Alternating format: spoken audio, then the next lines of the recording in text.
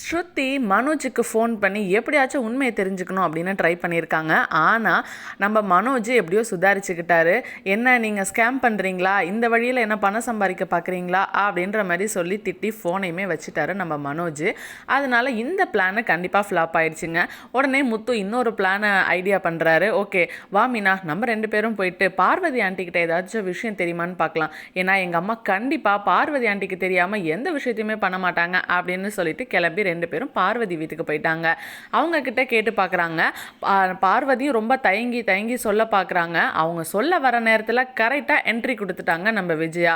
உடனே அங்கேருந்து முத்துவும் மீனாவும் கிளம்பி போயிட்டாங்க. இன்னொரு பக்கம் பார்த்தீங்க அப்படின்னாக்கா நம்ம விஜயா கிட்ட மனோஜ் வந்து பேச ஆரம்பிக்கிறாங்க. அம்மா எனக்கு இன்னைக்கு ஒரு ஃபோன் வந்துச்சு, அந்த கவரிங் நகையை பற்றிலாம் கேட்டாங்கம்மா, இன்னும் கொஞ்சம் இருந்தால் நானே உண்மையை சொல்லியிருப்பேன், என்ன பண்ணுறதுனே தெரியல அப்படின்னு சொல்லி புலம்பிட்டு இருக்காங்க. இங்கே பாரு, நீ என்ன பண்ணுவியோன்னு எனக்கு தெரியாது, ஆனால் கூடிய சீக்கிரம் அந்த கவரிங் நகை தங்க நகையாக மாறணும், இல்லைனா கண்டிப்பாக இந்த பிரச்சனை பெருசாகிடும், அதுக்கப்புறம் உங்கள் அப்பா என்கிட்ட பேசவே மாட்டார், நீ தான் இந்த பிரச்சனையை முடிச்சு வைக்கணும் அப்படின்னு சொல்லி விஜயாவும் கட் அண்ட் ரைட்டாக சொல்லிட்டாங்க. இன்னொரு பக்கம் நம்ம முத்துவோட ஃப்ரெண்டு ஃபோன் பண்ணி எனக்கு வந்துட்டு ஒரு ஃப்ரிட்ஜ் வாங்கணும், வா உங்கள் அண்ணன் கடைக்கு போகலான்னு கூப்பிட்றாங்க. இந்த எபிசோட் முடிஞ்சிருக்கு. வெயிட் பண்ணி பார்க்கலாம் நாளை எபிசோடில்.